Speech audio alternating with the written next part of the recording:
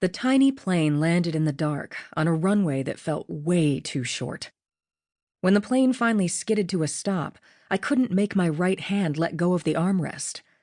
Literally, I'd held on so tight that my hand had locked up, as if holding on tight would have done a damn bit of good if the plane had wrecked. The pilot turned his head to look at me and give me a thumbs up. I just stared at him, my heart in my throat. I was phobic of flying, and this bumpy trip in a 4-seater Cessna hadn't done a damn thing to quiet my fears. He took off his headset and said, "Oh, come on, it wasn't that bad, was it?" He smiled when he said it. I glared at him until his smile faltered. I was projecting badass, while the only mantra in my head was, "I will not throw up. I will not throw up." Only knowing that a man's life hung in the balance had gotten me to climb into the progressively smaller planes until this final one. "Well, welcome to Hanneman, Michigan, Marshal Blake," the pilot said at last, and opened the door. As I pried my hand free of its death grip, I wondered again why I was doing this. Because it's your job, I thought. I kept telling myself that as I gathered my bags and fitted the big one through the door ahead of me. The pilot said, "That bag's big enough to hold a body." Only if it was my size or smaller, though I guess I could cut it up and make almost anyone fit, I said, as I got the rest of me and the smaller bag through the door and down onto the tarmac. "Very funny," the pilot said. I gave him the flat look until he said, "What's really in the bag?" "Weapons," a man said, as he walked toward us in the last light of the setting sun. I'd had just a moment to see the forest, and then it was dark as if someone had turned the lights off. You know you're in the boondocks when it's that dark even before you step into the trees. In their shade, it would be cave dark.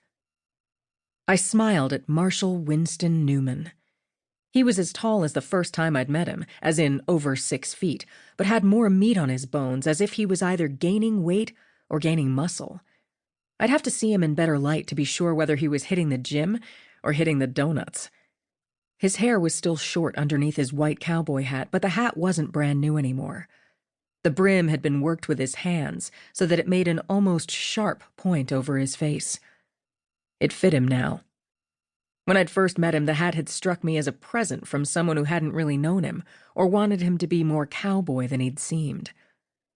He offered to take a bag so I could shake his hand, and I let him take it. I'd have done the same for him. "Thanks for flying out at the last minute, Blake." "I appreciate you reaching out on this." I almost added rookie, but he wasn't one anymore. He was newer than me, but then most marshals in the preternatural branch were. There were only 8 of us from the old days. Everyone else was either dead, worse than dead, or retired. "Thanks for helping me out, Jim," Newman said to the pilot, who was standing by his plane watching us. "The Marshal family has been around here a long time, and Bobby is my friend, Marshal Newman. I appreciate you trying to give him a chance. You understand that if Bobby Marshal did this, then I will have to execute him," Newman said. "If he killed Old Man Marshal, then he'll have earned it. But Bobby has been an Iloranthrope since just after we graduated high school. He had it under control." I was surprised that Jim knew the politically correct term for cat-based lycanthropy. Sorry, for therianthropy, which was the new term for all of it since it didn't imply wolf, like lycanthropy did. But a lifetime of using it as a general term was going to be hard to break for me. "That's what everyone tells me. Thanks again, Jim. Marshal Blake and I have to get over to the sheriff's office."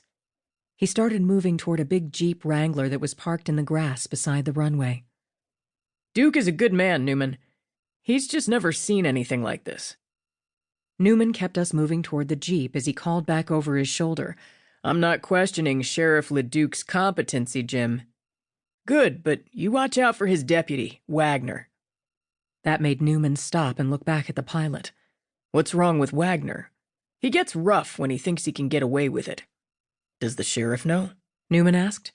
"I don't know, but everybody else in town does." "Thanks for the heads up, Jim." "Not a problem. I hope you and Marshal Blake work this out." "Me too, Jim.